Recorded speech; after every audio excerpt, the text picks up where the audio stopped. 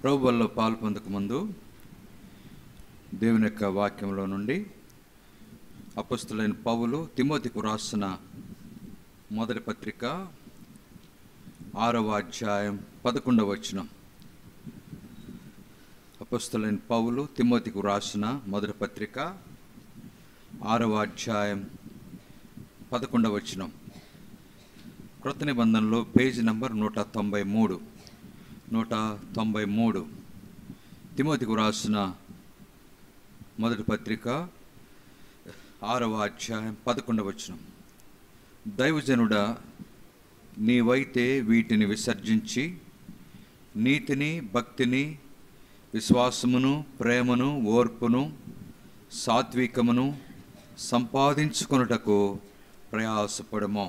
దేవుడు చదివిన ఈ వాక్య భాగమును దీవించి ఈ ఉదయకాల సమయంలో మనతో మాట్లాడి ఆయన బలలో యోగ్యమైన రీతిగా పాలు పొందినట్లు మనకు సహాయం చేయనుగాక. ప్రార్థన చేసుకుందాం. మా తండ్రి, పరిశుద్ధమైన దేవా, మీకు స్తోత్రాలు. ఇంతవరకు ఆరాధనలో సహాయపడినారు. ఇంకా కొంత సమయంలో బలలో పాలు పంచుండగా నీ వాక్యం ద్వారా హెచ్చరించబడి వాక్య పెలుగులు మా జీవితాలను పరీక్షించుకొని నీ బలలో యోగ్యంగా పాల్పొందినట్లు సహాయం చేయండి. చెవిగలవాడు ఆత్మ సంగములతో చెప్పుచున్న మాట వినుగా సెలవిచ్చారు. వినే చెవులను, గ్రహించుకునే మనసును ప్రతి ఒక్కరికి దయచేసి మీరే మహిమ పొందవలసింది ప్రార్థిస్తూ యేసుక్రీస్తు వారి పరిశుద్ధమైన నామమున మిమ్మల్ని స్తుతిస్తూ అత్యున్నత వేడుకొంచున్నాము తండ్రి, ఆమేన్.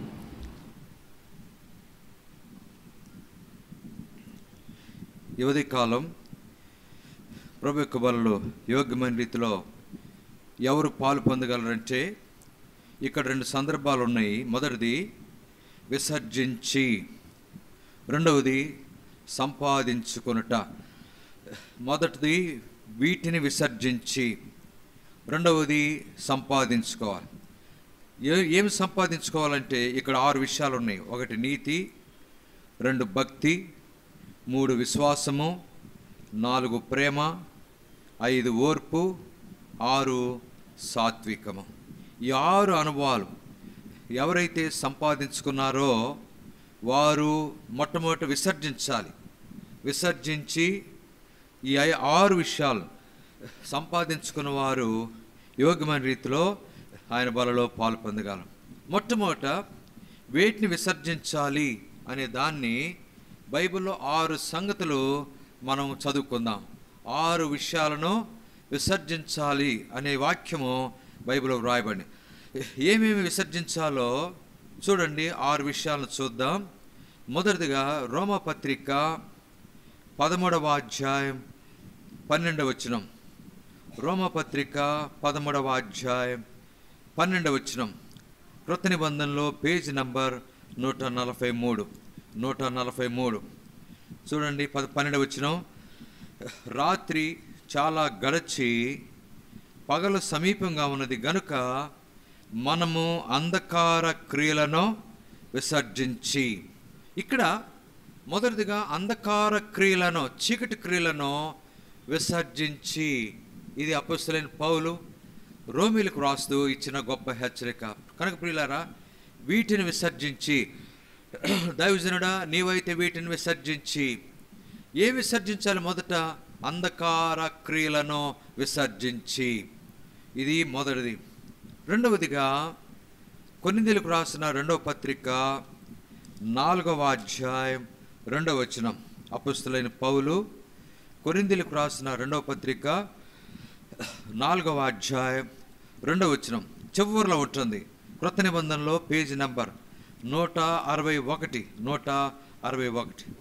2వ కొరింథీ 4వ అధ్యాయం 2వ వచనం చివరిలో అవమానకరమైన రహస్య కార్యములను విసర్జించి ఉన్నాము. అవమానకరమైన రహస్య కార్యములను విసర్జించి. మొదట అంధకార క్రియలను విసర్జించి, రెండవది రహస్య కార్యములను, అవమానకరమైన రహస్య కార్యములను విసర్జించి. ఇది రెండవది. దైవజనుడా నీవైతే వీటిని విసర్జించి అని పౌలు తిమోతికి ఇచ్చిన హెచ్చరిక ప్రకారం రహస్య కార్యములను విసర్జించి. తర్వాత అపొస్తలుడైన పౌలు కొలస్సీలకు రాసిన పత్రిక 2వ అధ్యాయం 11వ వచనం. కొలస్సీలకు రాసిన పత్రిక 2వ అధ్యాయం 11వ వచనం. కొలస్సీ 2:11. మీరును క్రీస్తు సన్నతి యందు శరీరేచ్ఛలతో కూడిన స్వభావమును విసర్జించి, శరీరేచ్ఛలతో కూడిన స్వభావమును విసర్జించి. శరీరేచ్ఛలతో అనేక శరీరేచ్ఛలు ఉంటాయి. ఆ ఇచ్ఛలు, శరీర కోరికలు, వాటన్నిటినీ విసర్జించే అనుభవం మనం కలిగిన వారంగా ఉండాలి.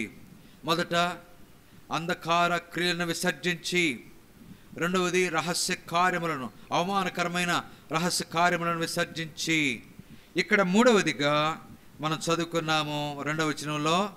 మరి కొలస్సీ 2వ అధ్యాయం 11వ వచనంలో, మీరును క్రీస్తు సన్నతి యందు శరీరేచ్ఛలతో కూడిన స్వభావమును విసర్జించి, శరీరేచ్ఛలతో కూడిన స్వభావమును విసర్జించి. ఇది మూడవదిగా ఉంటుంది. 4వదిగా చూడండి, అపొస్తలుడైన పౌలు తిమోతికి రాసిన మొదటి పత్రిక 4వ అధ్యాయం 7వ వచనం. 1వ తిమోతి 4వ అధ్యాయం 7వ వచనం. 4:7 191 క్రొత్త నిబంధనలో పేజ్ నంబర్ 191. అపవిత్రములైన ముసలమ్మ ముచ్చటలను విసర్జించి, అపవిత్రములైన ముసలమ్మ ముచ్చట్లను విసర్జించి.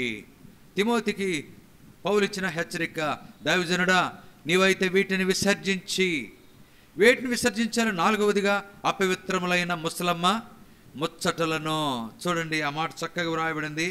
ముసలమ్మ, అపవిత్రములైన ముసలమ్మ ముచ్చటలను విసర్జించి. ఇది 4వ అనుభవంగా చెప్పబడుతుంది. 5వదిగా మనం చూస్తే దేవుని వాక్యములో ఇంకొకటి మనం జ్ఞాపకం చేసుకుందాం. మరి హెబ్రీయులకు రాసిన తీతు పత్రిక 2వ అధ్యాయం, తీతు పత్రిక 2వ అధ్యాయం. అపొస్తలుడైన పౌలు తీతుకు రాసిన 2వ పత్రిక 2వ అధ్యాయం 12వ వచనం. తీతు 2:12 198 పేజ్ నంబర్. మనము భక్తిహీనతను, ఇహలోక సంబంధమైన దురాశలను విసర్జించి, ఇహలోక సంబంధమైన దురాశలను విసర్జించి. తీతు పత్రిక 2వ అధ్యాయం 12వ వచనంలో చూడండి, ఆ మాట చక్కగా ఉంది. ఇహలోక సంబంధమైన దురాశలను విసర్జించి. దైవజనుడా నీవైతే వీటిని విసర్జించి.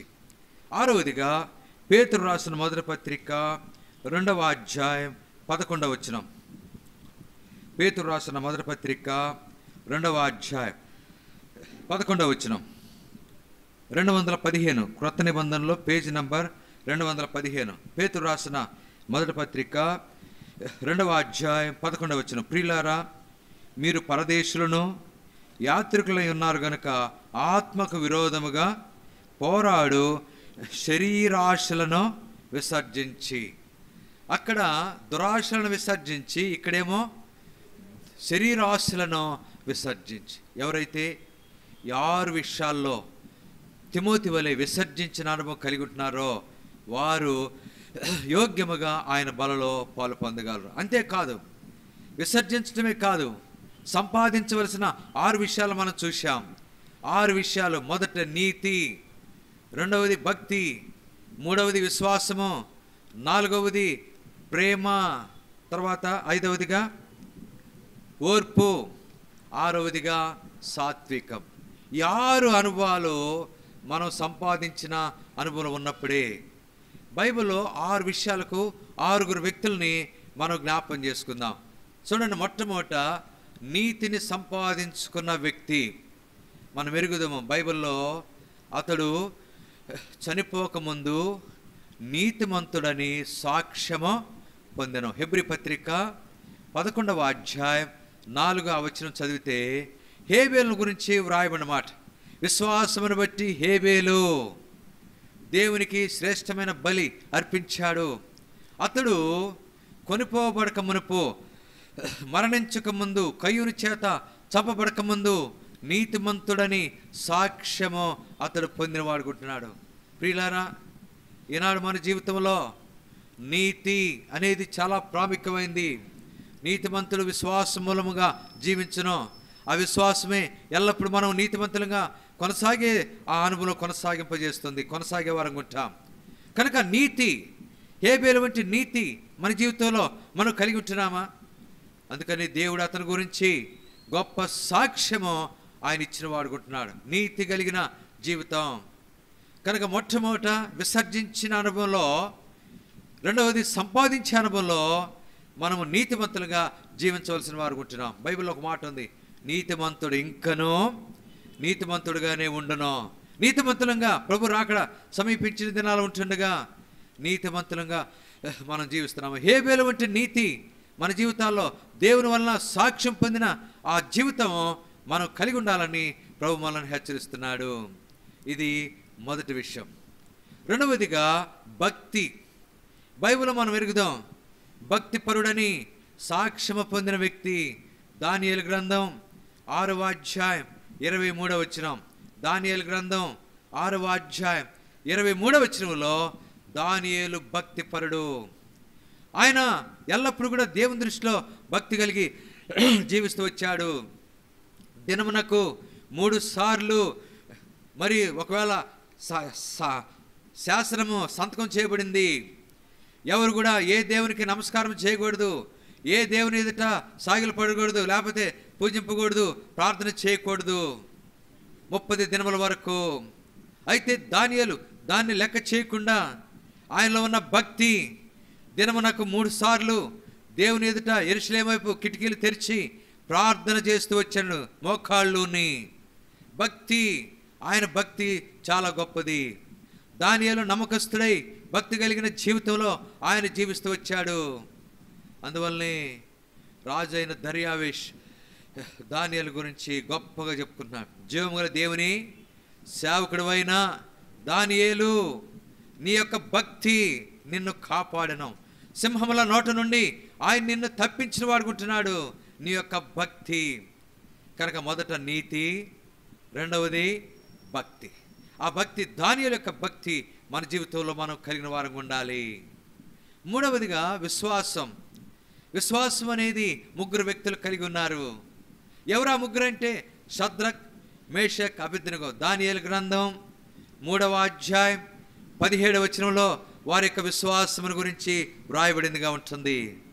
ఏమని వారి యొక్క విశ్వాసం కలిగిన మాటలు ఏంటంటే, రాజా, నీకు ప్రత్యుత్తరం ఇవ్వాలన్న చింత మాకు లేదు.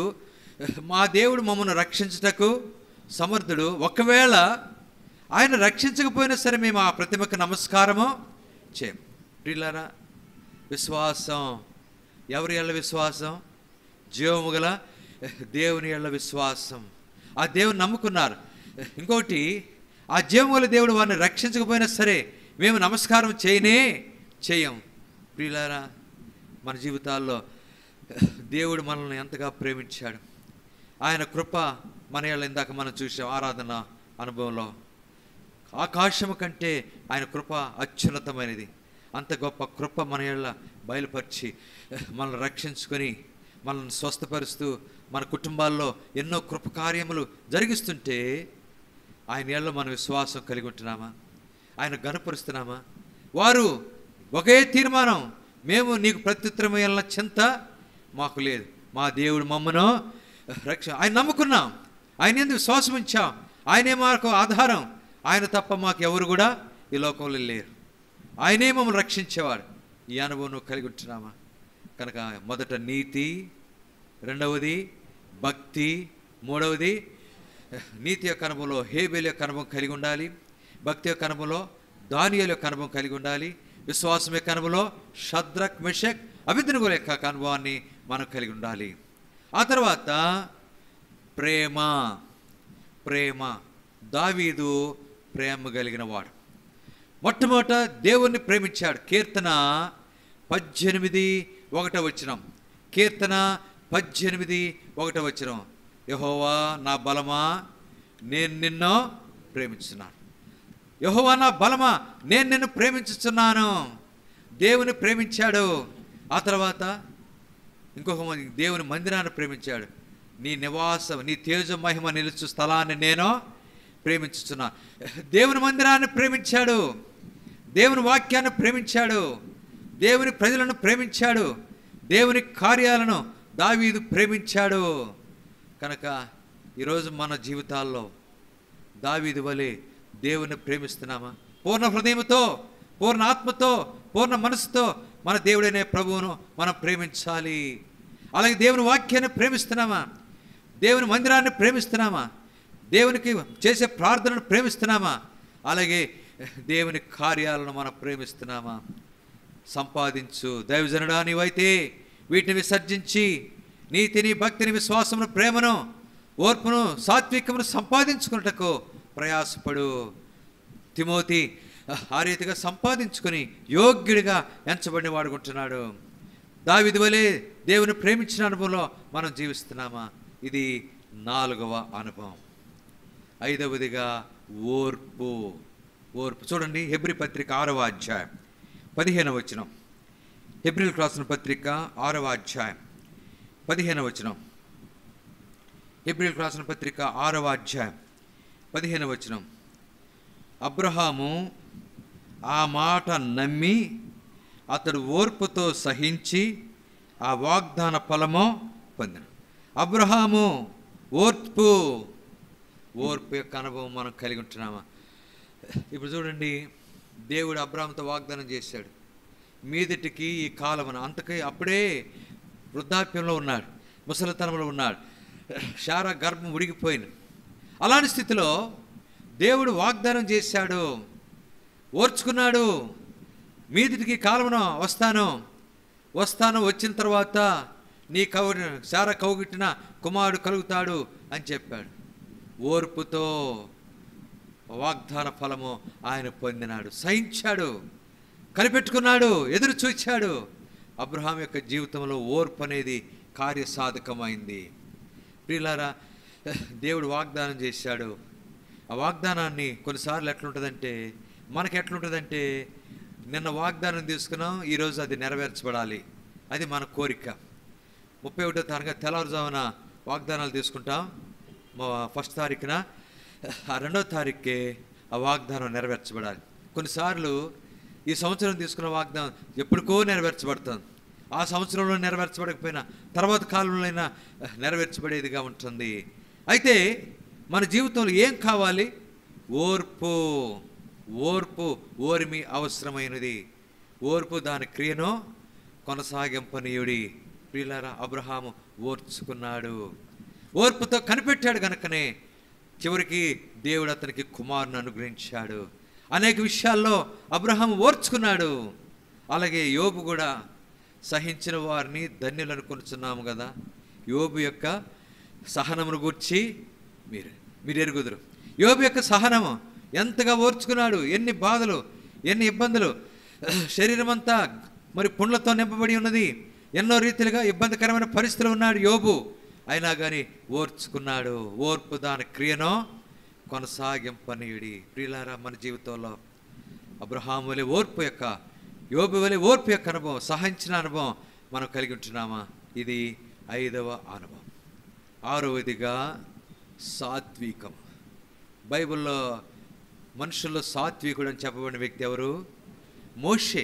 ఎక్కడుంది ఆ వాక్యమో చూడండి, సంఖ్యాకాండము 12వ అధ్యాయం 3వ వచనం. అందరం కలిసి చదువుదాం.